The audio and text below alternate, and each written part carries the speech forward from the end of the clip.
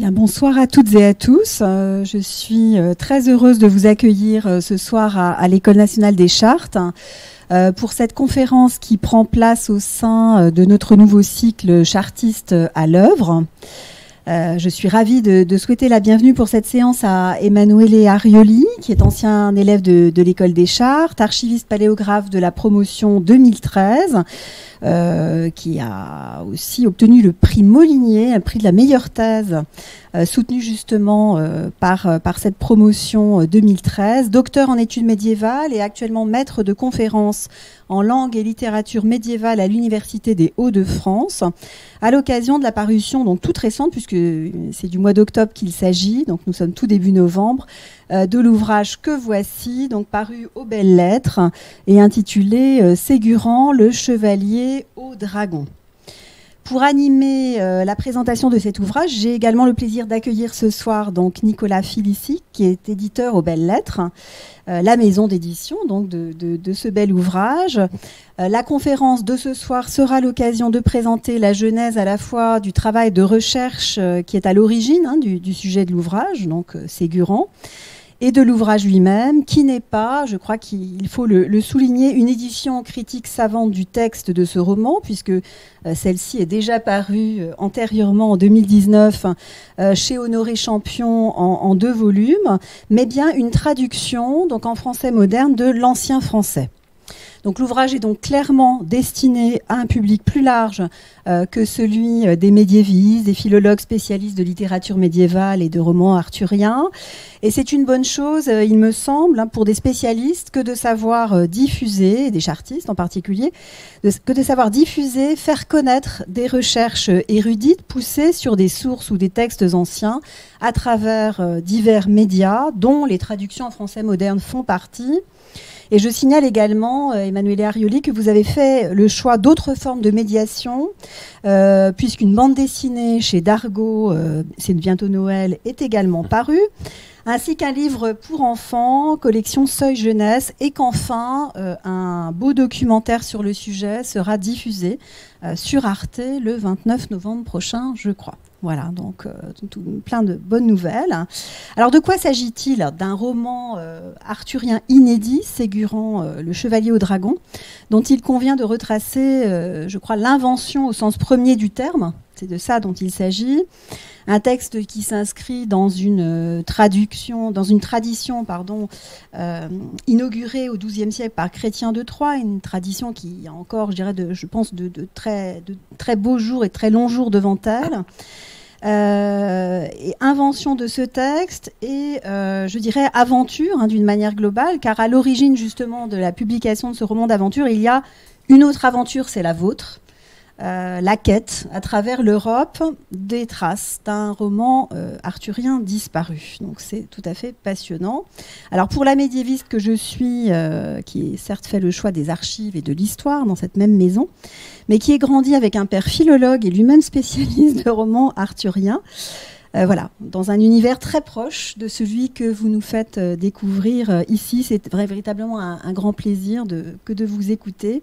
Un plaisir qui sera, j'en suis certaine, partagé par le public venu extrêmement nombreux. On est très heureux, très fiers ce soir, comme en témoigne la salle totalement pleine et les chaises installées en plus de celles qui normalement la meublent. Voilà, donc nous avons toutes et tous hâte de vous entendre. Merci d'avoir aussi fait le choix de l'École des chartes pour nous parler de cette belle découverte et de cette très belle traduction. Nous avons hâte de vous entendre et vous avez tous les deux la parole. Encore bienvenue et merci. Merci beaucoup, Madame la directrice, pour cette introduction et puis merci pour cette invitation à l'École des chartes. Effectivement, je pense qu'on est très heureux qu'on avait pensé très très tôt et parlé depuis longtemps de cette présentation. On est très heureux qu'elle puisse avoir lieu ici ce soir et que vous soyez si nombreux. Merci d'être là et merci à Emanuele d'être là dans son planning extrêmement chargé en ce moment, comme je le disais tout à l'heure. Voilà, on va aborder pendant cette conférence effectivement trois aspects probablement au moins.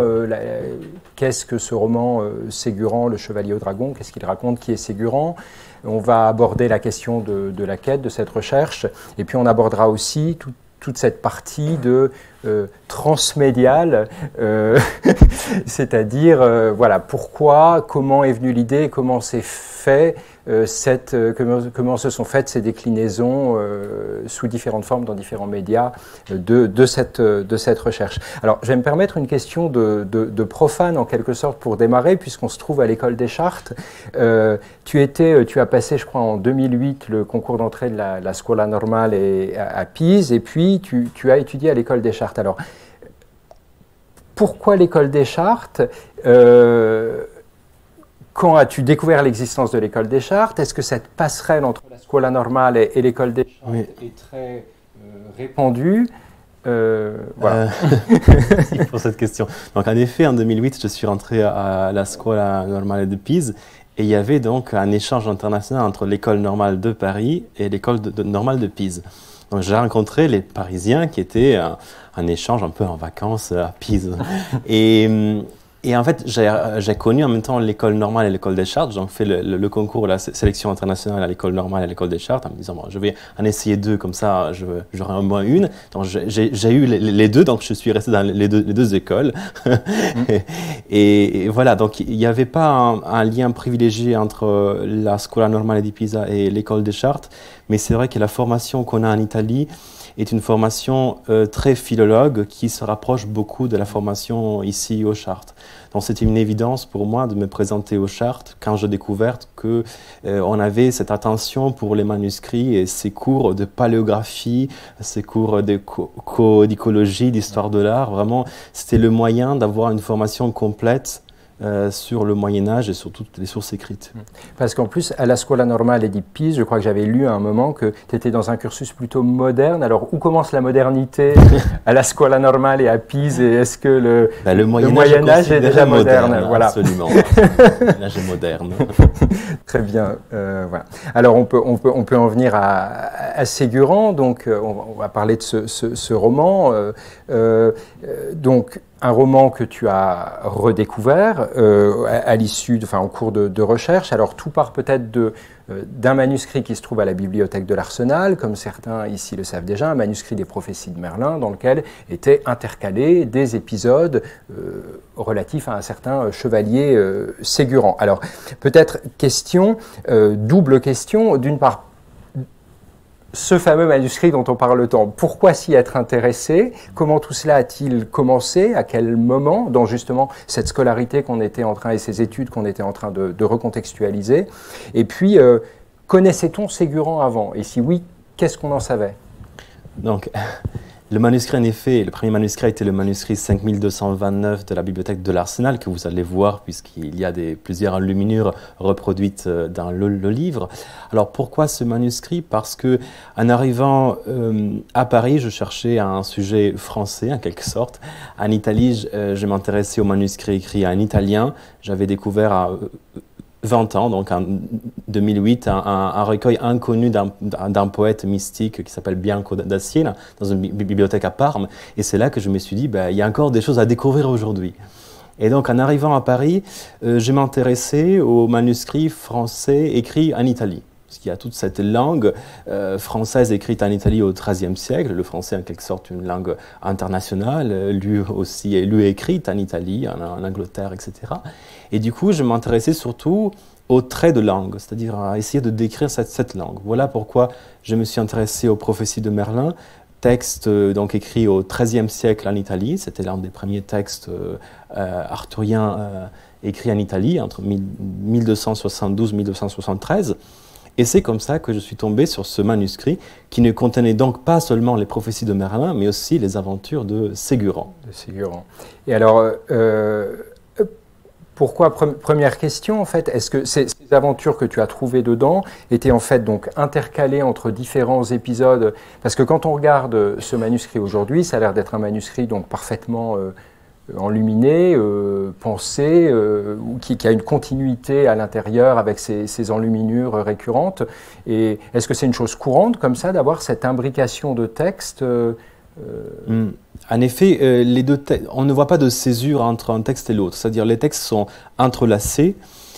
il y a sont entrelacés un épisode, hein, c'est-à-dire au XIIIe siècle, les compilations deviennent de plus en plus de plus en plus courantes, et donc avec les manuscrits, surtout arthuriens, les compilateurs ont l'habitude de prendre un épisode par-ci, un épisode par-là.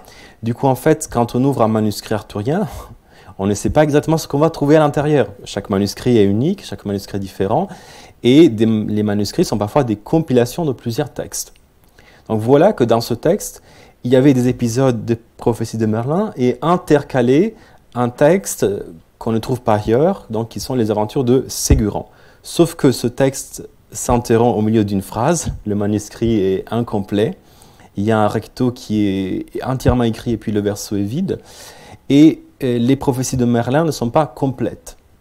Donc en fait, quand j'ai lu ces aventures de Ségurant, je me suis dit peut-être qu'il y a même peut-être un tome 2 à chercher, puisque les prophéties de Merlin ne sont pas terminées, les aventures de Ségurant non plus, en quelque sorte. Peut-être il y a autre chose à chercher. Ils ont continué d'entrelacer comme ça, et effectivement, comme le volume avait l'air très bien fini, de se dire il pourrait y avoir un deuxième tome avec la suite des prophéties de Merlin, dans lequel ils auraient aussi distillé. Toute petite question technique, est-ce qu'il y avait une sorte d'enchaînement entre les aventures de Ségurant et le reste des prophéties de Merlin, puisque ces épisodes des aventures de Ségurant revenaient à rythme de temps en temps, et comment se faisait l'enchaînement avec le reste du texte des prophéties de Merlin? En fait, l'enchaînement se fait de la manière dans laquelle on fait les compilateurs font, c'est-à-dire que dans ces manuscrits arthuriens, chaque épisode commence par « Ordi lui conte que », le conte raconte que, et puis le conte s'achève de raconter que. Chaque épisode est comme ça. Et du coup, voilà, un épisode prophétique se terminait, voilà une aventure de Ségurant, puis un épisode prophétique, etc. Donc, en ouvrant le manuscrit, on ne se rend pas compte qu'il y a aussi un autre texte. Mais voilà, mais les deux textes étaient donc entrelacés comme ça. Et ce qui était exceptionnel, là, donc, c'est de voir qu'il y avait tout ce texte inconnu, et puis donc le début une partie d'un roman relatif à ce chevalier Ségurant, ce qui était voilà, qu'on avait pu peut-être trouver, voir son nom une fois de temps en temps dans des armoriaux ou des choses comme ça, mais pas en tout cas toute une histoire. Absolument, on connaissait le nom, et encore on le connaissait mal, c'est-à-dire à la fin du Moyen-Âge, il y a des ouvrages qui font des listes de chevaliers de la table ronde, et à la fin du Moyen-Âge, dans une liste de 150 chevaliers, on trouve aussi Ségurant le Brun, le chevalier au dragon, avec une biographie de 3 ou 4 lignes, mais c'était tout ce qu'on connaissait de ce personnage. On ne savait pas qu'il y avait un roman lié à son histoire, en fait. Du coup, en fait, quand j'ai découvert ces aventures, je me suis dit peut-être qu'il y a un roman aujourd'hui perdu, et peut-être qu'en cherchant à travers l'Europe dans d'autres manuscrits, il est possible de trouver les autres épisodes et de reconstituer ce roman perdu. Mais c'était une quête folle, puisque au Moyen-Âge, les manuscrits ont des titres très vagues. On les intitule Histoire de Merlin, Histoire du Graal, Les Aventures du Graal, Le Roi Arthur. Donc en fait, il fallait consulter des centaines, voire des milliers de manuscrits pour être sûr d'avoir cherché partout et pour reconstituer les aventures de Ségurant. Et on est à une époque où encore assez peu de manuscrits sont numérisés. Oui. Et puis on va voir qu'il y avait des manuscrits qui étaient aussi dans des états un peu piteux, et donc il était difficile de les numériser de toute façon. Comment est-ce que par où tu as commencé? Quel a été le premier maillon, si on peut dire? Le premier maillon, c'était de commencer par les études arthuriennes précédentes, mais en fait, il ne fallait pas se fier à cela. Il fallait vraiment remonter au catalogue des bibliothèques pour faire un travail de recensement des manuscrits arthuriens existants et aller chercher un peu partout. Donc, en effet, à l'époque, peu de manuscrits étaient en ligne, et au fur et à mesure, d'autres manuscrits ont été mis en ligne, et il fallait aller consulter sur place. Alors, des fois, je pouvais avoir des microfilms, des images, mais c'est surtout beaucoup de voyages pour aller consulter des manuscrits. Et en 10 ans de recherche, j'ai réuni 28 manuscrits qui m'ont permis de reconstituer les aventures de Ségurant, ou le chevalier au dragon. Je me suis rendu compte qu'il n'y avait pas un seul roman, il y avait plusieurs versions de ce roman, de ces aventures de Ségurant, qui avait circulé à travers l'Europe. C'était vraiment un best-seller, en quelque sorte, puisque le texte a circulé en France, en Italie, en Espagne et en Grande-Bretagne. On le sait parce que la plupart tous les fragments retrouvés sont en ancien français, mais 2 épisodes ont été traduits en italien. Et puis, on a des références... À quelle époque à la fin du Moyen-Âge, c'était traduit en italien. Et puis, en Espagne, à la Renaissance, on trouve des allusions à Ségurin le Brun. Ce qui montre que ce personnage était connu même en Espagne. Et puis, encore en Grande-Bretagne, le grand texte arthurien anglais, qui est Le Mort d'Arthur de Thomas Malory, écrit vers 1485, mentionne Ségurin le Brun. Et on ne s'était pas rendu compte, puisqu'il est mentionné sous un nom qui n'était pas reconnaissable. Il appelait Severus le Brose, et personne n'avait fait le lien. Tout le monde disait, on a mis des notes, non, ce personnage n'existe pas. Mais en fait, oui, Thomas Malory connaissait en quelque sorte Ségurin, avait ce roman, ou alors avait une compilation à partir de ce roman. Donc, ce roman avait essaimé partout, et j'ai réuni 28 manuscrits conservés donc en France, en Italie, en Suisse, en Belgique, en Allemagne, en Grande-Bretagne et aux États-Unis. Et avec ces 28 manuscrits, j'ai pu reconstituer l'ensemble. Ce n'est pas un roman unique. Non, la version la plus ancienne a été écrite au XIIIe siècle en Italie, en ancien français. Ouais. Donc je l'ai daté entre 1240 et 1273, c'est-à-dire je l'ai daté par rapport à 2 autres romans, Guiron le Courtois, qui est un roman intérieur, et Les Prophéties de Merlin, qui donne le terminus antequem. Donc on le date par rapport à ces 2 romans. Mais en fait, il n'y a pas que la plus ancienne version, que j'ai appelée la version cardinale, c'est un peu le centre à partir duquel les autres versions fleurissent, mais il y a aussi des versions complémentaires, c'est-à-dire des versions qui complètent l'histoire, qui racontent la suite, et puis des versions que j'appelais alternatives, donc qui prennent des épisodes de la version la plus ancienne, la version cardinale, et réécrivent l'histoire. C'est vraiment un véritable ensemble romanesque qui a été écrit et réécrit pendant 3 siècles. Oui, qui a duré, parce qu'effectivement, ils vont le citer encore, donc, comme tu disais, dans La Mort d'Arthur, donc on est quand même très loin déjà du XIIIe siècle, on est au moins 2 siècles après, ça a beaucoup circulé, et dans beaucoup de pays. C'est un roman qui a eu un certain succès, et puis à un certain moment, il tombe dans l'oubli, en quelque sorte. C'est ça qui est très étonnant. C'est assez incroyable, avec tous ces manuscrits. Juste, je reviens sur une toute petite question académique et universitaire. Je crois que donc tu as mené de front, en fait, donc il y a eu ce cursus à l'école des Chartes, et puis ensuite, après cette thèse qui a été mentionnée tout à l'heure par Madame la directrice, tu as enchaîné sur une thèse de doctorat, en fait, à la Sorbonne. Où est-ce que tu en étais arrivé dans tes recherches à la fin de ta scolarité ici? Est-ce que ça s'imposait, ou est-ce qu'il y a une question, je continue, je ne continue pas? Oui, ça s'imposait de continuer encore. Il y avait encore... Alors j'avais trouvé un bon nombre de manuscrits, mais il y avait tout ce travail éditorial, un travail d'étude des manuscrits, c'est-à-dire ce n'était pas juste la quête des manuscrits qui était compliquée, mais surtout le travail philologique qui a suivi, codicologique et philologique, c'est-à-dire il fallait dater chaque morceau, il fallait étudier chaque morceau, il fallait établir la date, pas seulement du manuscrit, mais aussi de l'épisode, parce que plusieurs épisodes se trouvaient en plusieurs manuscrits. Et quand on a un épisode conservé dans plusieurs manuscrits, on peut établir ce qu'on appelle un stemma pour les philologues ici présents, donc un arbre généalogique des manuscrits, donc en quelque sorte en étudiant les fautes communes que l'on trouve dans les textes, on arrive à savoir quelle est la relation que les manuscrits ont eue, donc diviser en branches les manuscrits et avoir quelques informations en plus sur la circulation des manuscrits et sur les rapports qu'ont eu pour pouvoir ensuite aboutir à une édition. Une édition, donc, comme je le disais, non seulement de la plus ancienne version, mais de toutes les versions subsistantes, de telle sorte que ce roman est un peu un monstre, quelque sorte un roman avec plusieurs débuts, un milieu et plusieurs fins.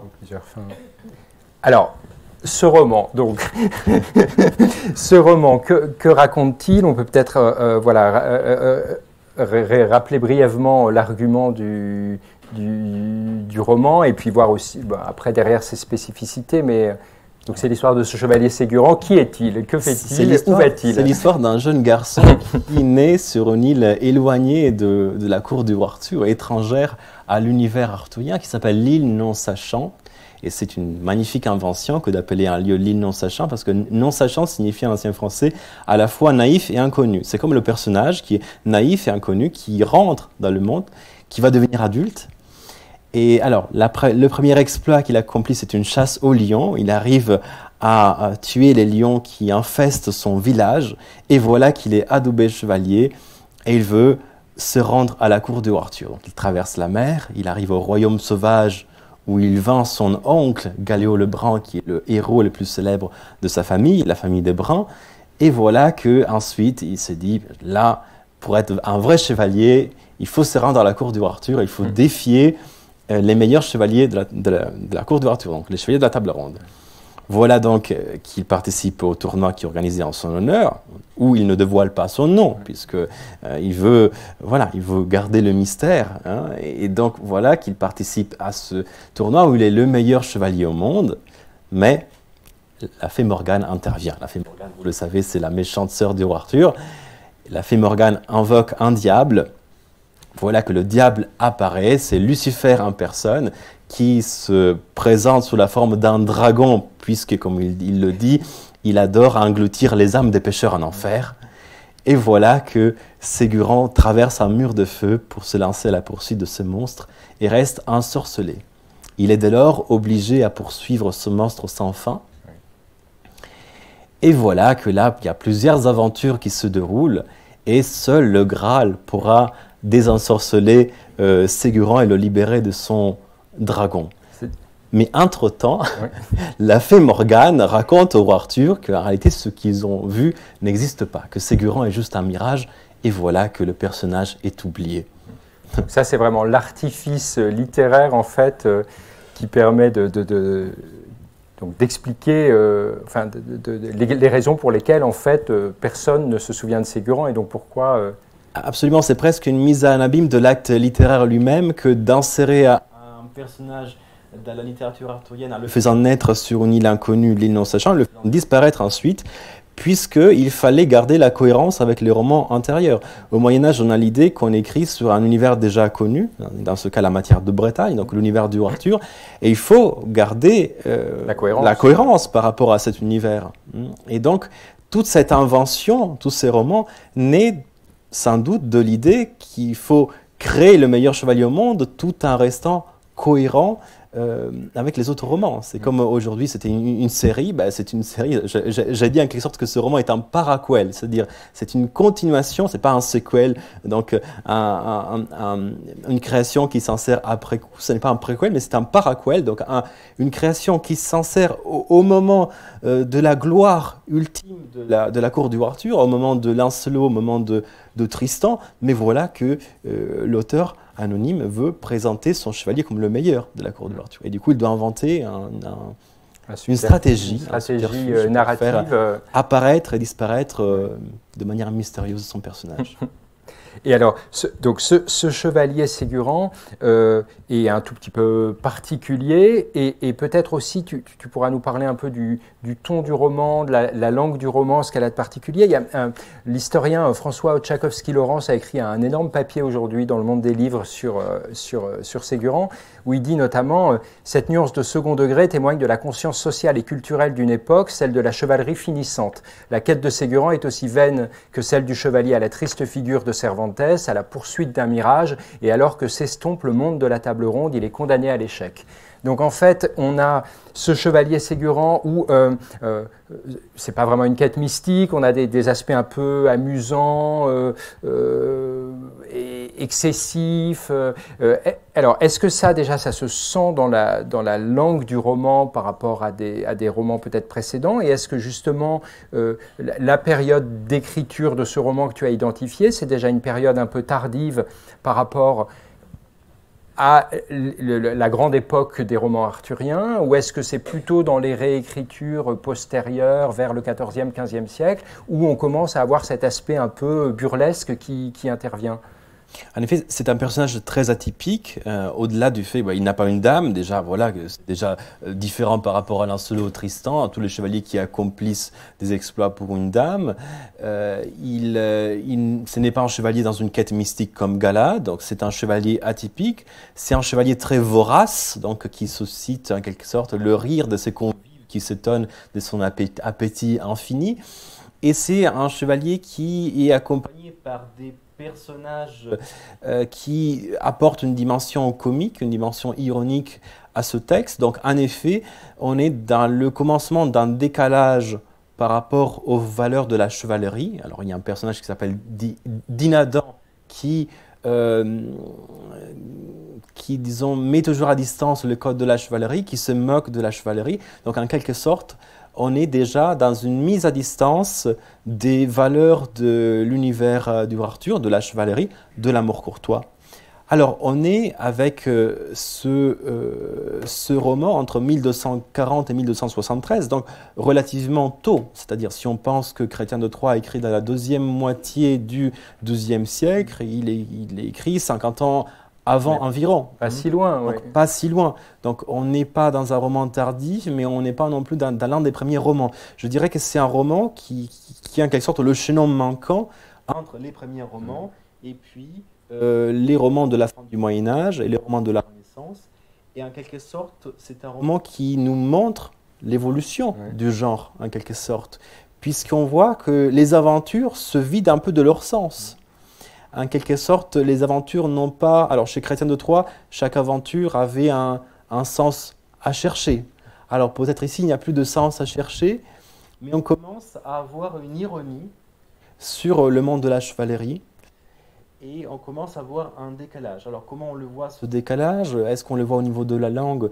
Ça, je ne sais pas. Dans la langue, on a toujours cette langue qu'on a essayé de garder justement dans cette traduction, cette langue qui porte des marques de langue orale. C'est des textes qui étaient faits pour être lus à haute voix, en tout cas qui portent la marque d'une tradition orale. Mais en tout cas, on voit des personnages qui, par exemple, il y a ce personnage bouffon qui s'appelle Dinadan, qui se permet des choses qui qu'on ne serait pas permises dans d'autres romans, par exemple. Et le fait que ce roman ait été composé en Italie, est-ce que il y a quelque chose à en déduire sur soi? Alors, bon, la langue, on l'a brièvement abordé tout à l'heure, mais sur la dimension, comment dire, de décalage déjà par rapport à la matière de Bretagne? Alors, il faut dire autre chose aussi, que ce roman donne une place aussi aux campagnes et aux villes, une place majeure par rapport aux autres romans. C'est-à-dire qu'on voit la cour, on voit la civilisation courtoise, mais il y a aussi un intérêt pour ce qu'il y a en dehors. Donc on voit des paysans qui apparaissent dans ce texte. Et en effet, on est à un moment, au XIIe, XIIIe siècle, où les villes prennent vraiment plus d'importance, et où finalement cette littérature est lue non seulement dans les cours, mais il y a aussi un public bourgeois, qui est un nouveau public qui commence à lire ces romans. Et ça, je dis ça parce qu'on le voit en Italie. Donc le roman a sans doute été écrit à Venise, ou en tout cas dans la région de Venise, en Italie, en français. On trouve plusieurs manuscrits qui ne sont pas des manuscrits pour des cours, ce sont des manuscrits plutôt avec du parchemin moins soigné. Donc, on comprend qu'il y a aussi un lectorat qui est différent. Enfin, en tout cas, qu'il n'y a pas seulement un lectorat de nobles, mais il y a aussi un lectorat bourgeois qui demande des manuscrits moins précieux.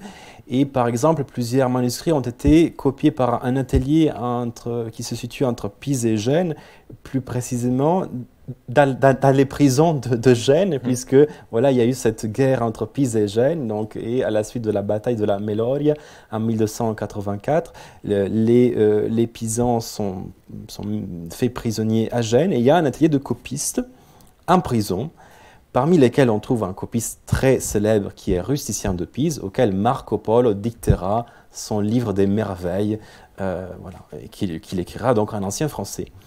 Donc on a un lectorat nouveau, et peut-être dans ce roman, on voit, même si c'est difficile à dire, mais on voit les prémices, en tout cas, de cette littérature qui s'ouvre à une destination plus large. Donc des nobles enfin des bourgeois qui lisaient ce texte. Alors pourquoi? Il y a l'idée aussi qu'il y a plusieurs nobles, par ces lectures, se rapprochent aussi de la classe noble, en quelque sorte. Et il y a un très bel exemple qui est, et vous le verrez dans le film, dans le documentaire Arte, ce château en Italie construit au XIIIe siècle par une famille de banquiers, donc le Castello di Roncolo, dans les montagnes au nord de Venise, près de Bolzano. C'est une famille de banquiers qui se fait faire un beau château et fait des fresques arthuriennes à l'intérieur. Parce que c'était un signe quand même de rattachement. Bon, c'était Voilà, un roi déjà. Voilà, mais c'est-à-dire, c'est pas juste le roi, mais en fait, c'est toute la vie courtoise.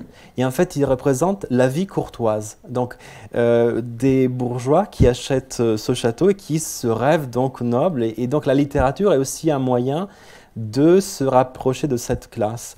Il y a ce rapport entre la littérature et la vie au Moyen-Âge, au sens où les nobles lisent ces romans qui racontent la vie de cour. Et en quelque sorte, les romans s'inspirent de la vie des cours, mais aussi la vie des cours s'inspire des romans. Et un exemple typique est l'amour courtois. L'amour courtois est en quelque sorte en partie une fiction littéraire. On ne sait pas combien il y a de vrai dans l'amour courtois, mais en tout cas, dans la vie même, dans les cours, on s'inspire de ces romans. Et je pense à cet exemple célèbre d'un chevalier de la fin du Moyen-Âge qui, en lisant ce roman, il fait une aventure arthurienne, il se poste devant un pont et il va attendre que les chevaliers passent pour défier les chevaliers. C'est d'ailleurs une aventure que vous lirez dans Ségurant, le chevalier au dragon. Voilà. Oui. Alors, pour rebondir sur, on vient de parler de l'extension du lectorat au Moyen-Âge, on a aussi une extension de lectorat au XXIe siècle. Ce qu'on peut dire, c'est qu'effectivement, tu avais publié en 2019 chez Honoré Champion 2 volumes d'édition critique du texte en ancien français de ce roman, et puis un volume d'un essai sur le roman. Voilà. Ça avait fait parler, ça a suscité un certain nombre d'articles scientifiques, mais pas tout à fait à la mesure de ce qu'on observe depuis un mois, qui est vraiment un déferlement de presse et d'invitations et d'émissions. Alors, à quel moment est-ce que tu as pensé que en fait, ce sujet sur lequel tu travaillais, cette découverte, pouvait intéresser de manière plus large et à quel moment tu as commencé à imaginer justement les différents médias qui pourraient venir au service de la promotion de cette découverte? Comment se sont faites les premières rencontres? Alors ça, je l'ai pensé depuis la découverte. Je pense qu'il fallait l'ouvrir à un public large. Voilà, quand on découvre un nouveau roman du Moyen-Âge, on ne peut pas rester tout seul avec ça. Il faut le partager. Donc, cela est venu très vite, mais il restait la question de comment rendre accessible ce texte. Donc, disons que un moteur important était que ce roman, il n'est pas vraiment complet. C'est-à-dire que je l'ai retrouvé presque tout, je l'ai reconstitué presque tout, mais il y a tout de même quelques énigmes encore. C'est-à-dire, un exemple très parlant, on nous dit que Ségurant sera désensorcelé par le Graal, mais cette quête du Graal, je ne l'ai jamais trouvée. Donc, en quelque sorte, il fallait répondre à ces questions-là. Donc, j'ai eu aussi l'envie d'écrire sur ce roman, de compléter ce roman, comme je ne pouvais pas faire dans une édition savante, critique.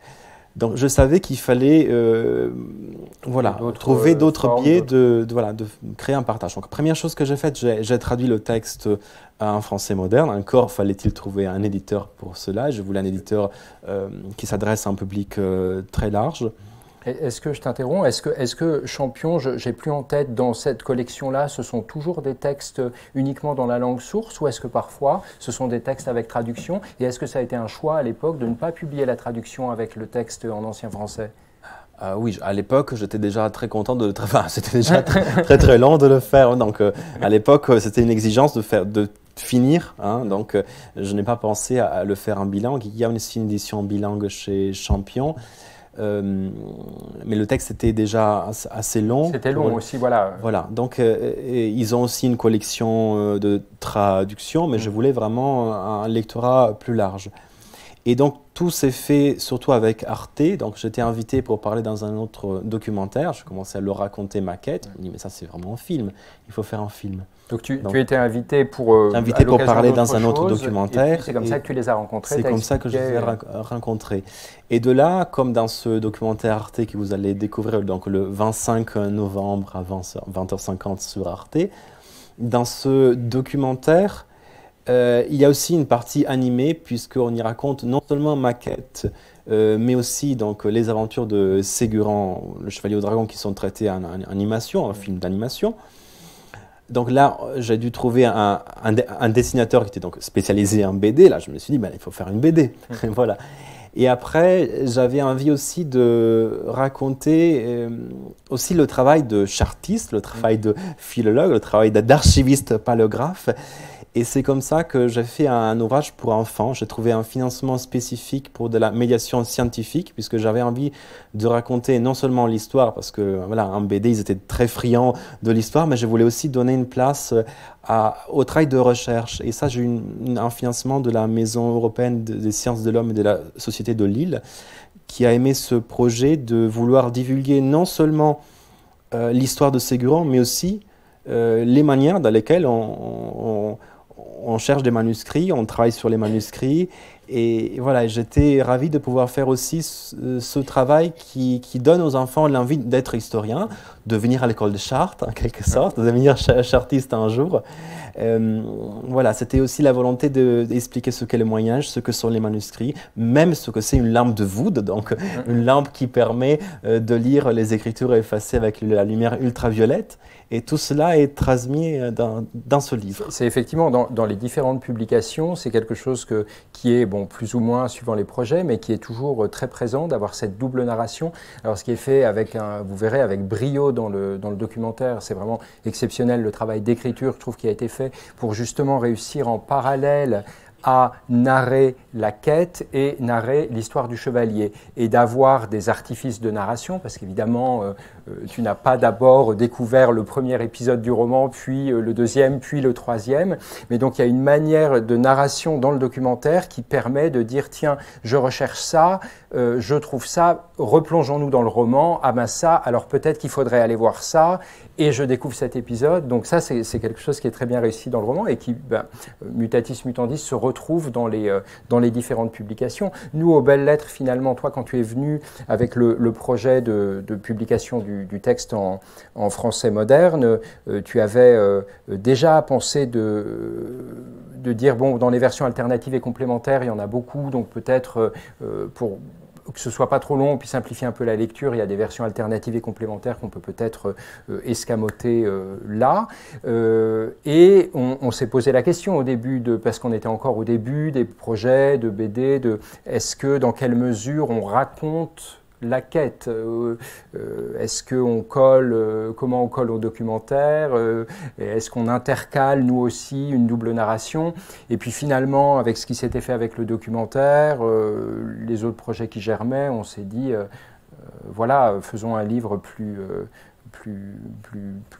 petit, accessible et qui puisse être lu, parce que justement, comme tu le dis, c'est un formidable ouverture, et y compris pour les plus jeunes, sur la paléographie, qu'est-ce que c'est, comment ça fonctionne, et on est persuadé que ça suscitera beaucoup de vocation à la lecture des livres et à la vue du documentaire. Alors, l'écriture, ce sont des narrations très très différentes dans tous ces médias. Est-ce que toi, tu avais déjà auparavant écrit de la fiction, écrit des scénarios de bande dessinée, et quelles ont été les difficultés en fait que tu as rencontrées Ou aucune? Non, je n'avais pas écrit de la fiction, de la bande dessinée. Je ne connaissais pas la bande dessinée, je dois dire. J'avais jamais lu de bande dessinée, peut-être. Donc, en effet, la difficulté a été de me plus. Alors, je voulais faire une BD parce que, étant aussi enseignant à l'université, je vois que mes étudiants, ils ne lisent que ça. Donc, je me suis dit, ça va être la bonne manière qu'ils s'intéressent à cette découverte. Et ça a très bien marché parce que mes étudiants ont lu la BD, puis ils ont eu envie de lire le livre. Donc, le pari a été réussi. Et voilà, donc je ne connaissais pas vraiment le médium de la BD. J'en ai lu plusieurs pour pouvoir arriver. Je dois avouer que le premier jet que je fais a été refusé, n'a pas du tout plu. Et j'ai dû donc retravailler beaucoup pour comprendre les exigences de chaque maison d'édition et puis voilà, quelles étaient les attentes, quel était le public, etc. Mais je trouve que ça a été très intéressant et on a vraiment des projets qui sont très complémentaires les uns les autres. Donc, on peut vraiment les lire, vous ne retrouvez pas la même chose, ils sont très complémentaires chacun, et chacun est une porte différente pour entrer dans cette légende retrouvée, pour en découvrir des aspects différents. Comme voilà, comme il y a beaucoup de choses, il y a à la fois les manuscrits, il y a à la fois la quête, il y a à la fois le texte lui-même, il y a à la fois les lacunes du texte. Donc voilà, c'était aussi c'est un sujet aussi vaste, aussi riche, qu'un seul ouvrage ne pouvait pas suffire pour englober tout, en quelque sorte. Les différents médias, et c'est vrai que nous aussi, là, c'est le point de vue d'éditeur, mais moi, à un moment, j'étais un peu inquiet, je me suis dit, mais oh là là, on va arriver, bon, le documentaire, c'est très bien, c'est un médium différent, et ça va faire parler du livre, mais arriver en même temps qu'une bande dessinée, un livre jeunesse, sachant effectivement, que la bande dessinée a le vent en poupe en ce moment, je me suis dit, mais où va-t-on trouver notre place dans tout ça? D'ailleurs, ça a été une des réflexions, une des questions qui a fait aboutir à ce type de livre fait comme ça aussi, de s'interroger. Mais c'est sûr que le pari n'était pas si simple pour toi, pour nous, et finalement, comme tu le dis, il y a des choses très différentes pour des lecteurs très différents. Et tu disais là que la BD amenait au livre. Moi, j'ai constaté la semaine dernière, en offrant à mon filleul de 8 ans le livre du Seuil Jeunesse, et il l'a relu 2 fois en 2 jours. Et donc, après, il fallait bien qu'il passe au roman. Donc, effectivement, cette chose fonctionne. Peut-être une petite question. Alors, tout ça, tu l'as fait en français. C'est-à-dire qu'on travaille, il y a des projets, le roman apparu là en italien chez Oscar Mondadori, à peu près l'équivalent de notre livre, avec une introduction très légèrement plus étoffée. Et la BD, tout ça, ça va suivre. Et puis dans plein de pays, c'est en cours de traduction en Allemagne, aux Pays-Bas, etc. Tout ça, tu l'as fait en français. Ça s'est imposé comme ça. Quel est ton rapport au français maintenant, après ces quelques années passées en France? C'est ta langue d'écriture, ou ça aurait pu être en italien, ou ça aurait été plus difficile en fait, ou c'est les opportunités éditoriales en France? Oui, alors cela fait 13 ans que j'habite en France, donc oui, je suis français même actuellement. Donc oui, ça s'est imposé comme ça, mais je pense aussi que cette découverte est ressentie comme du patrimoine littéraire français.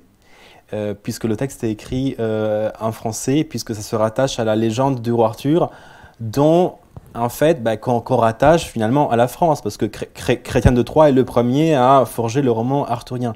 Si bien que j'ai publié aussi le texte chez Oscar Mondadori en Italie, et le texte a été mis en littérature étrangère. Littérature étrangère, le texte est écrit en Italie, mais en français. Voilà, et c'est vrai qu'en quelque sorte c'est étranger aussi pour la France, puis ça a été écrit en Italie, ça fait partie aujourd'hui on dirait de la littérature francophone, hein. On utiliserait ce mot aujourd'hui, et d'ailleurs il a été mis en littérature francophone en France, donc pour dire qu'il y a un décalage partout. Amazon le classe en littérature de l'Antiquité. Et aussi un francophone aussi, oui, un francophone de l'Antiquité, oui, absolument. Oui, c'est vrai, donc bon, c'est vrai que... Mais oui, c'est cette dimension française finalement de la langue aussi qui pousse, en plus de ta présence ici et oui, bien sûr, de tes contacts ici, mais je pense que voilà, c'est une évidence de commencer ici et puis voilà, de donner des vies ultérieures dans les autres pays, puisque voilà, le texte a été traduit en italien très bientôt, donc n'est-ce pas? En allemand, voilà, en allemand, en néerlandais, bientôt en anglais, en espagnol, ouais. tout ça, voilà, ça suit. Ça suit. Ben oui, il faut que ça s'implante dans les compilations arthuriennes du monde entier, que les chercheurs et les non-chercheurs puissent les lire et que ça fasse son chemin. Au début, quand on s'est adressé à Penguin Classics, ils nous ont dit « mais c'est pas un classique ». Bon, ça risque de le devenir, mais bon, d'accord. Très bien. Alors, il y a de nombreux aspects qu'on n'a pas abordés, mais on ouvrira peut-être aux questions. Peut-être une toute dernière petite chose avant de conclure. Tu as obtenu, il y a quelques semaines, ton habilitation à diriger des recherches qui ne portaient pas exactement sur le roman arthurien. Est-ce que tu peux nous dire deux mots des recherches qui t'occupent en ce moment quand tu n'es pas en Bretagne ou à l'École des Chartes ou sur France Inter? Oui, donc c'est une habilitation qui porte sur l'épopée de Charlemagne en Afrique. C'est très improbable, mais l'épopée de Charlemagne s'est implantée aussi en Afrique. Donc ce sont les Espagnols et les Portugais qui, à la Renaissance, ont apporté cette épopée française, donc traduite d'abord en espagnol puis en portugais, en Afrique. Et plus précisément, j'ai mené des recherches à Sao Tomé et Principe, qui est un État indépendant en Afrique occidentale, à l'Équateur. Et à Sao Tomé et Principe, dans des forêts, dans des villages au milieu des forêts, j'ai trouvé des communautés qui continuent encore aujourd'hui de chanter, de mettre en scène l'épopée de Charlemagne. Donc ce sera une nouvelle aventure, un nouvel essai, un nouveau film avec Arte, un nouvel album pour enfants. Voilà. D'ici un an et demi, vous entendrez reparler de tout ça. Après la matière de Bretagne, rendez-vous pour la matière de France oui. bientôt. Bientôt. Merci beaucoup, Emmanuel. Voilà, on peut ouvrir aux questions. Je crois qu'il y a un micro qu'il est nécessaire de prendre pour l'enregistrement. Ah oui, c'est celui-là. Tu le fais, Charles. Merci. Je crois qu'il y a monsieur peut-être. Bonsoir et merci beaucoup. J'avais une question très naïve qui est quand vous évoquez les manuscrits où il y a des intercalations d'un texte avec l'histoire de Ségurant, quels sont les moyens d'identifier les morceaux qui relèvent de Ségurant, justement? À part le fait qu'on puisse trouver son nom ou des choses comme ça.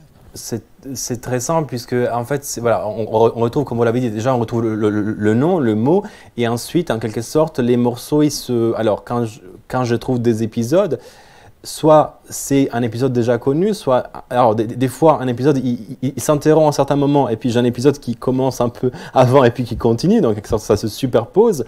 Ou alors, vous savez, au Moyen-Âge, les auteurs, ils disaient très souvent « je vous ai raconté que » et vous allez entendre que. Donc, c'est comme aujourd'hui, quand on regarde une série, on vous raconte les épisodes précédents. Et cela m'a vraiment arrangé parce que ça m'a permis, en quelque sorte, de rattacher les épisodes.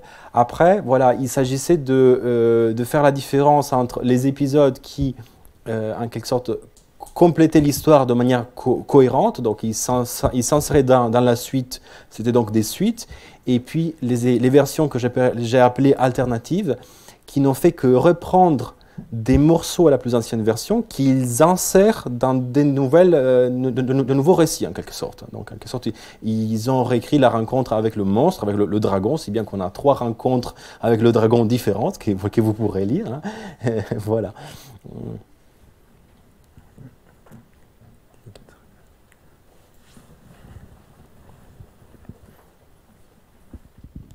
Bonjour, merci pour la conférence. Je me posais juste une question par rapport aux auteurs. Est-ce que vous avez pu avoir des moyens d'identification de certains auteurs ou pas du tout en fait, où vous avez pu voir des intertextualités qui permettraient de voir qu'on a un même auteur à un endroit ou qu'en fait c'est totalement des auteurs différents ou c'est totalement anonyme?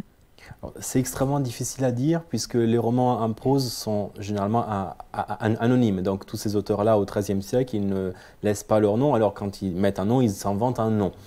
Donc c'est très difficile de dire, et il faut dire que c'est un style formulaire qui revient, donc c'est très difficile d'identifier le style, enfin prétendre identifier le style d'un auteur, parce que c'est un style formulaire. Il y a un peu un style dans lequel on raconte les combats, etc. Donc c'est très difficile de reconnaître un auteur, mais parfois on reconnaît vraiment des styles très différents. Par exemple, les versions alternatives où à la fin du Moyen-Âge, on réécrit l'histoire, là on voit bien que ce n'est pas le même auteur. Mais au XIIIe siècle, je trouve que c'est assez difficile de reconnaître les styles puisqu'il y a en quelque sorte une école, c'est-à-dire il y a une façon d'écrire. Les copistes sont habitués à copier le texte, parfois à rajouter des épisodes. Donc c'est comme ça qu'ils apprennent, c'est comme ça qu'ils prolongent, c'est comme ça qu'ils continuent. On reconnaît mieux les enlumineurs. On reconnaît mieux les enlumineurs, absolument. Pour les enlumineurs, c'est bien plus facile.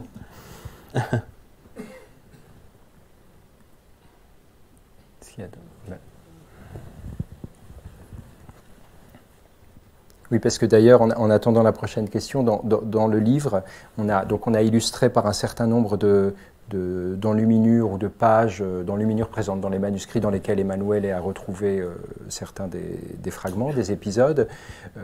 Et puis, moi, j'étais un peu frustré parce que ça manquait d'illustration quand même. Parce qu'après, il y avait des choses, des pages de manuscrits non illustrés, bon, des manuscrits brûlés, tout ça, c'est bien une fois, mais au bout d'un moment, on se lasse. Donc, je me suis dit, il faudrait quand même pouvoir illustrer d'autres épisodes, l'adoubement, la table ronde, des choses comme ça. Donc, en fait, ce qu'on a fait, c'est qu'on est allé piocher dans des manuscrits à peu près contemporains ou parfois des mêmes enlumineurs comme Évrard d'Épingle ou des choses comme ça. Et voilà. Donc, c'est bien expliqué dedans, hein. Il n'y a pas de tromperie sur la marchandise, hein. Mais donc, il y a des illustrations qui sont tirées des manuscrits inédits, et puis il y a des illustrations qui sont tirées d'autres manuscrits arthuriens de la même époque, et parfois des mêmes enlumineurs. Voilà, c'était justement ma question. Parmi les 28 ou 29, oui. 28 manuscrits que vous avez étudiés, quelle est la part des manuscrits enluminés? Oui. Et qu'est-ce qu'on peut dire au sujet de l'iconographie et comment votre héros, le chevalier au dragon, était représenté dans ces images? Est-ce que vous envisagez d'étudier ces images? Oui, tout à fait. J'ai fait une étude aussi dans ma thèse, donc dans le livre que vous voyez là, le livre chez Champion, l'étude. Il y a une étude aussi consacrée aux manuscrits. Donc les manuscrits enluminés ne sont pas beaucoup, il y en a 12 environ de mémoire. En tout cas, c'est bien écrit cela. J'ai fait un recensement d'images de Ségurant. Malheureusement, il n'y en a pas beaucoup des images de Ségurant, c'est-à-dire parfois c'est des manuscrits enluminés. Les images qui concernent Ségurant, il n'y en a pas beaucoup. Donc on les a mises à l'intérieur. Qu'est-ce qu'on peut dire de ces images? Alors ce qui est intéressant, c'est que on donne, à la fin du Moyen-Âge, on donne un blason au personnage. Donc on distingue le personnage par un écu doré avec un dragon noir. Donc en quelque sorte, c'est la façon de reconnaître le héros, mais c'est un blason qu'on lui donne à la fin du Moyen-Âge en quelque sorte. On a aussi à la fin du Moyen-Âge un beau portrait à pleine page du héros, mais c'est le seul grand portrait que l'on ait qui est finalement qui arrive vraiment à la fin du Moyen-Âge, donc très postérieur au début. Pour le début, on a vraiment très peu d'images, on les a insérées. Et vraiment, ce qui est touchant pour les manuscrits, ce sont des manuscrits qui proviennent un peu partout, de partout. C'est-à-dire, il y a des manuscrits faits en Italie, en France, et dans les Flandres, en fait, hein. Et ce sont des manuscrits, les plus anciens remontent au XIIIe siècle, et les derniers à la fin du Moyen-Âge. Donc on a vraiment des manuscrits très différents, des manières non seulement de représenter très différents, mais des manières de scander le texte très différents. Des petites images, des lettrines, des frontispices et des grandes images à la fin du Moyen-Âge. Donc on a une variété très grande qu'on a essayé de restituer dans le livre pour donner un aperçu de ces manuscrits très variés en fait. Il y a la question aussi de la taille du dragon. Oui, la taille du dragon, c'est vrai que c'est une question intéressante parce que le dragon, on le représente très petit à côté de Ségurant et puis au fur et à mesure, il grandit en quelque sorte et dans les images et les textes aussi. Ce qui est amusant, c'est que il y a 3 descriptions de la rencontre avec le dragon et la dernière, le dragon est immense.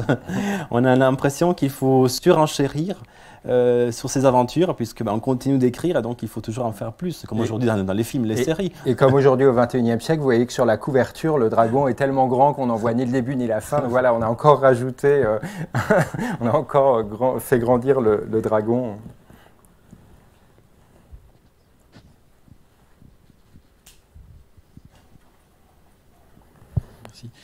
Vous avez dit que le livre est un best-seller à l'époque, j'espère pour vous aussi pour aujourd'hui. Qu'est-ce qui explique pour vous que le livre a été oublié parce qu'il était atypique ou d'autres raisons? Oui, il y a en effet plusieurs raisons. Alors, une première raison, c'est une raison générale, c'est-à-dire à la Renaissance, cette littérature tombe un peu en désuétude. Après la Renaissance, c'est toute la littérature arthurienne qui tombe en désuétude. Plusieurs manuscrits sont démembrés ou sont jetés. Et j'ai en effet trouvé plusieurs feuillets volants, en quelque sorte, qui avaient été réutilisés comme reliures dans les siècles suivants. Donc, en quelque sorte, une première raison, c'est cela. Une deuxième raison, c'est qu'aucun manuscrit est complet, en quelque sorte, puisqu'à une époque, à partir du XIIIe siècle, les compilateurs commencent à faire des compilations, des anthologies, des sortes de « the best of ». Et donc, les aventures de Ségurant se trouvent éparpillées dans beaucoup de manuscrits divers. Et une troisième raison, qui est peut-être la plus troublante, est que les aventures de Ségurant ont souvent été associées aux prophéties de Merlin, les prophéties de Merlin qui le présentent comme le meilleur chevalier au monde, et les prophéties de Merlin, à la Contre-Réforme, ont été inscrites à l'index des livres interdits. Donc on peut imaginer que plusieurs manuscrits aient été cachés ou alors brûlés. Et en effet, j'ai trouvé plusieurs manuscrits, voilà, aussi en mauvais état, en morceaux, des manuscrits brûlés. Et voilà, il faut ensuite, comme vous le savez très bien ici à l'École des Chartes, beaucoup de manuscrits sont en mauvais état, beaucoup de bibliothèques ont brûlé, etc. Donc ce texte a été oublié pour plusieurs raisons. Et c'est grâce à surtout des manuscrits en mauvais état ou des compilations qu'aujourd'hui on a de nouveau accès à ce chevalier oublié. Ah, pourquoi ont été mises à l'index? Parce que Merlin est un prophète pas très chrétien. Et le diable est son père, en fait. On nous raconte qu'il est le fils du diable. Alors, un fils du diable qui fait des prophéties, en plus des prophéties qui annoncent une fin du monde très proche, c'est pas très bien pour l'Église de Rome. Donc, elles ont été mises à l'index de livres interdits. Mais c'est très amusant parce que dans cet index, on trouve aussi des personnages réels. C'est amusant qu'à côté de Marsile Ficin ou Marsile de Padoue, on trouve Merlin, finalement. On se dit, mais que fait Merlin à côté des personnages réels? Mais en effet, ces prophéties étaient troublantes puisqu'elles annonçaient la fin du monde aussi. Donc, voilà, c'était pas très bien vu.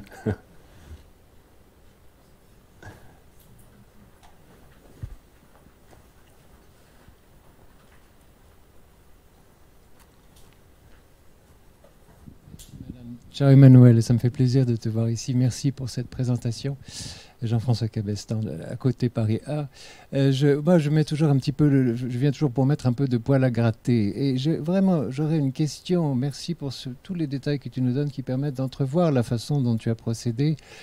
Ces fragments, n'est-ce pas? Et je voudrais poser la question, comment se passe la transition? Est-ce que toutes les transitions coulaient-elles de source? Est-ce qu'il n'y a pas, parfois, il a fallu forcer un petit peu la fiction pour, n'est-ce pas, mettre ensemble, composer des fragments qui peut-être n'avaient pas de rapport entre eux? Est-ce que parfois, il n'y a pas eu une tentative peut-être d'interpoler les séquences? Puisqu'après tout, dans la narration, on peut imaginer que des épisodes précèdent ou succèdent à d'autres. Est-ce qu'on peut, ensuite, la dernière question qui pourrait venir, qui me vient à l'esprit, c'est que la découverte peut-être d'autres fragments ne viendrait-elle pas compromettre la cohérence de ce que tu as donné? Parce qu'on y croit à moitié, à la cohérence retrouvée de quelque chose de perdu depuis si longtemps à travers des petits morceaux de papier, pour certains brûlés, on a envie d'en savoir, avec toute mon admiration bien sûr pour le travail qui a été fait, mais on a envie de savoir si, est-ce qu'il n'y a pas quelques doutes qu'on pourrait insérer dans cette quête que tu as faite et que voilà, et que nous sommes. Voilà. Un très grand merci pour cette question. Donc, j'ai isolé de manière très claire les fragments que j'ai retrouvés. Donc, j'ai pas compilé j'ai pas compilé des textes différents, mais j'ai en quelque sorte isolé des versions. Surtout, c'est très visible, mais même c'est très visible dans cette version-là en français moderne, et encore plus dans l'édition en quelque sorte. J'ai juxtaposé dans un livre, dans deux livres, même en ancien français, puis un livre en français moderne, les fragments que j'ai retrouvés. Le principe de la juxtaposition se base sur le fait que j'ai réuni toutes les aventures de Ségurant que l'on pouvait trouver.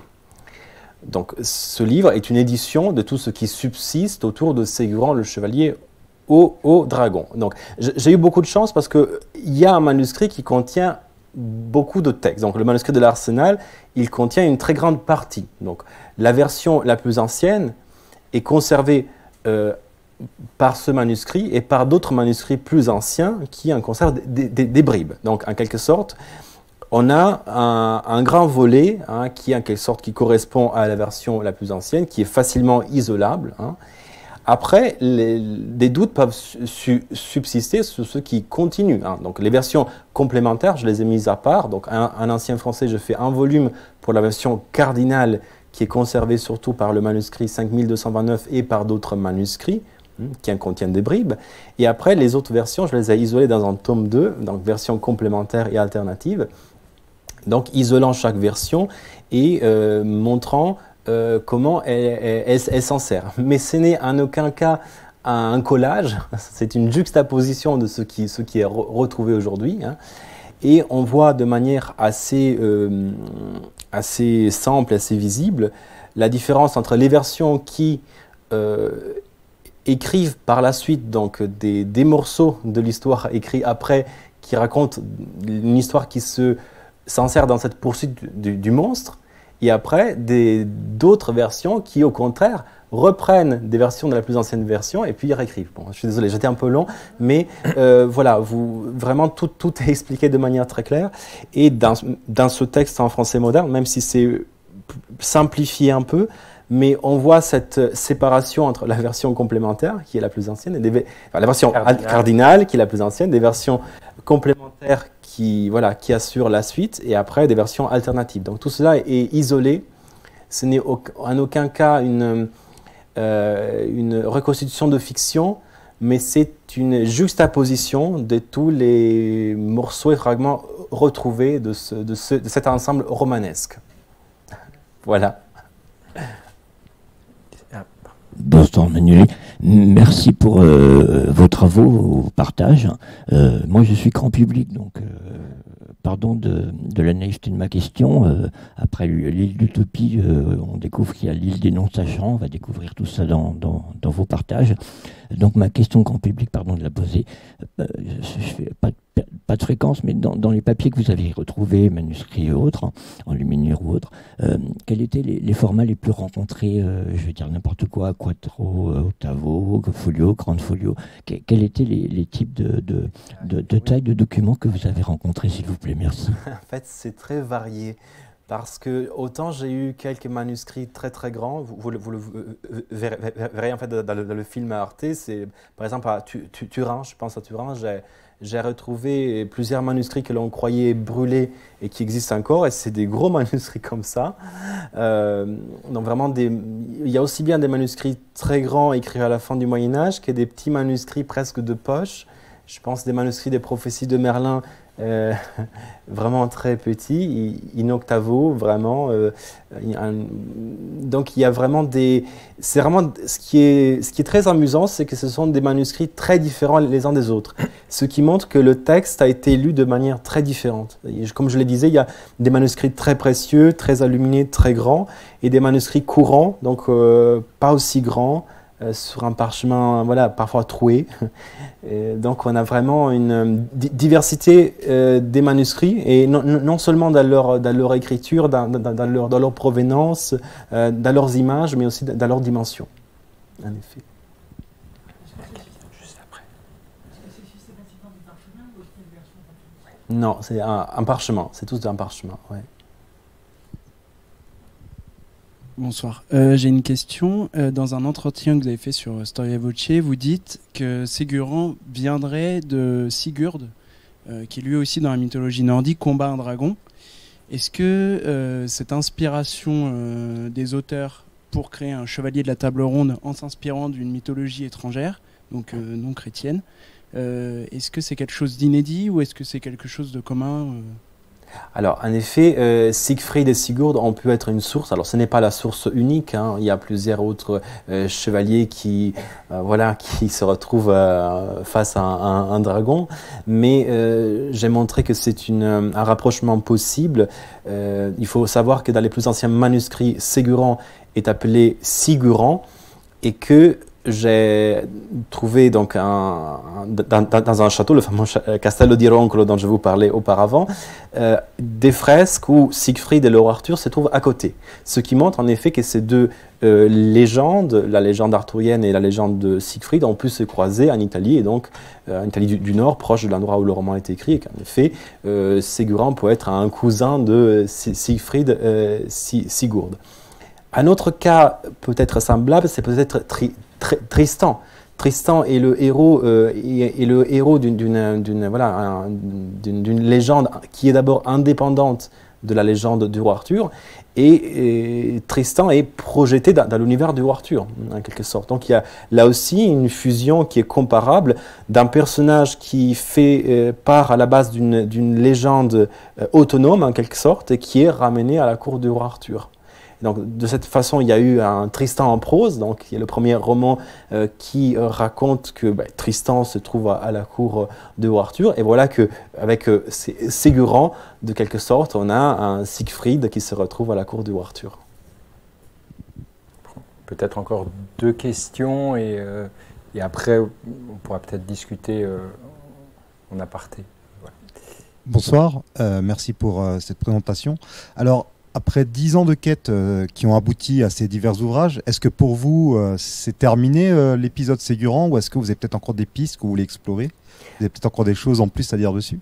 Alors, je pense que j'ai épuisé les pistes possibles, c'est-à-dire que j'ai regardé partout et dans les endroits accessibles, en tout cas, les bibliothèques, les archives accessibles, mais on n'est jamais à l'abri du fait que voilà, il y a un nouveau manuscrit qui émerge d'un moment à l'autre. Alors, je pense que dans les archives et bibliothèques accessibles, c'est difficile parce que, en tout cas, j'ai essayé de regarder vraiment partout. Après, il peut toujours avoir un collectionneur privé. Et d'ailleurs, s'il y en a ici, n'hésitez pas à me le dire. Un collectionneur privé qui a peut-être chez lui un manuscrit qui n'a pas montré. Mais en tout cas, je pense que cette quête est aujourd'hui achevée. Et voilà, aujourd'hui, je m'occupe de Charlemagne en Afrique. Oui, bonjour. Ma question concerne le documentaire d'Arte que j'ai eu la chance de voir et qui est absolument remarquable. Bravo. C'est votre première expérience à la télévision, où vous aviez déjà écrit des documentaires ou autres, ou de la fiction? Non, oui, c'était une première expérience pour écrire à la télé. Après, bon, j'avoue que je suis aussi acteur, donc le passage à l'écran ne me faisait pas si peur. Mais non, c'était d'ailleurs une coécriture. C'est un film que j'ai coécrit avec Marie Thierry qui a apporté les clés pour un film artistique. Qui est réalisatrice. Réalisatrice, voilà, c'est oui. la réalisatrice du film, et j'ai coécrit avec elle, puisqu'il y a un format typique, disons, pour Arte. Il faut raconter le film comme une enquête. Ça se prêtait bien, puisque c'était une véritable enquête. Et en effet, voilà, il a fallu rentrer dans ce moule, faire rentrer cette recherche de 10 ans pour la raconter dans 1h30 dans ce format Arte. Alors, comment avez-vous travaillé justement avec la réalisatrice et avec le dessinateur, puisque les séquences animées sont-elles inspirées de l'iconographie que vous avez évoquée? Oui, alors, comment on a travaillé avec la réalisatrice? En fait, il fallait choisir quelques étapes et quelques manuscrits, puisqu'on ne pouvait pas les montrer tous, donc il a fallu faire des choix. Il a fallu faire des choix grâce auxquels le film avance, grâce auxquels le public découvre aussi la légende du roi Arthur, puisqu'il fallait parler aussi à un public très large. Et il fallait mettre, autre contrainte, un spécialiste à chaque endroit. Ce qui était un peu faux par rapport à ma recherche. J'allais dans ce endroit, je n'avais pas un spécialiste qui me dévoilait la piste suivante. Ça aurait été très pratique. Donc, c'est un peu le mensonge du film, c'est ça. C'est-à-dire, c'était une quête surtout très solitaire. Mais voilà, il fallait en quelque sorte avoir aussi un spécialiste. Incarné, en fait. Voilà, un spécialiste à chaque endroit, même si voilà, j'étais très bien entouré. J'ai eu, je pense ici à l'école des Chartes, Françoise Vieillard qui a dirigé ma thèse à l'école des Chartes, donc j'étais très bien. D'ailleurs, elle participe au film, donc j'étais très bien entouré. Mais c'est vrai que quand j'allais sur les lieux, je n'avais pas, vous n'avez pas un spécialiste à chaque endroit. Donc il a fallu fictionnaliser cela. Et quant au dessin animé, alors j'ai donné plusieurs références au dessinateur, mais on l'a laissé très libre puisqu'on voulait vraiment un film qui parle à tout le monde. et un film qui intéresse aussi un public très jeune. Donc on s'est dit que comme il y avait un dragon, comme il y avait cette histoire, ça pouvait parler aussi à des jeunes. C'est un peu la même démarche que j'ai eue en faisant un album jeunesse. Je me suis dit que peut-être à travers ce film d'animation, on pourrait attirer vers un sujet qui est pas facile à traiter à l'écran en télévision. Finalement, c'est un film, pendant 1h30, on parle de manuscrits. C'était un défi, et d'ailleurs, c'était difficile avec Arte, parce que, de convaincre Arte, il disait au début, un film de 1h30 sur les manuscrits, ça va être ennuyeux. Donc, ben, je suis content. C'était vraiment, et donc, pour les convaincre a été difficile au début, puisque on a dû leur montrer qu'un film sur les manuscrits n'est pas forcément un film ennuyeux. Voilà. Mais c'est sûr que c'est très rare d'avoir autant de manuscrits à la fin, et puis des bribes de raisonnement philologique. Oui, et c'est ce que la productrice dit beaucoup, que vraiment elle trouvait ça tout à fait à la fois passionnant et tout à fait original. Bon, moi j'avais pas une infinie expérience de la programmation de tous les documentaires sur Arte, mais pour elle l'idée au début était à la fois formidable et en même temps elle sentait tout de suite la gageure de faire accepter à Arte un film comme ça aussi technique en quelque sorte. C'est un film très chartiste, mais il fallait absolument que ça passe. On a réussi à le faire passer, oui. Bon, l'animation, justement, est importante dans ce film. Et le rend aussi contribue à le rendre très vivant. Bien sûr. Merci, oui, je pense que ça peut parler à un grand public, l'animation, et puis voilà, pour moi c'était une grande joie de voir, mais que ce soit un bande dessinée, un album enfant, voir finalement ce personnage dont je voyais juste quelques petites enluminures, voir tout de suite le prendre vie, et avec une esthétique moderne aussi, avec tout ce que comporte aujourd'hui cet imaginaire, cette esthétique. C'était vraiment très émouvant de voir émerger cette histoire transmédiale en quelque sorte aujourd'hui. Bon. Merci beaucoup. On va devoir arrêter parce que le temps passe, l'école ferme à 20h, donc il y aurait énormément de choses à dire sur tous les médias, et enfin il y a vraiment plein de sujets qu'on n'a pas abordés. Vous pouvez encore discuter un petit peu avec Emmanuel, et puis il y a d'autres présentations aussi, d'autres occasions de le revoir. Donc je redis que le documentaire est diffusé à 20h50 sur Arte le samedi 25 novembre. Et qui sera pendant 2 mois en diffusion sur arte.tv. Et par ailleurs, la librairie De la Main nous fait le plaisir de vendre tous les livres dont on a parlé là devant. Et je pense que Emmanuel se fera un plaisir de les dédicacer si vous le souhaitez. Merci beaucoup pour votre attention. Merci. Merci infiniment. Vous pouvez garder les verres en souvenir. Parfait. Et moi, je vais faire la fin.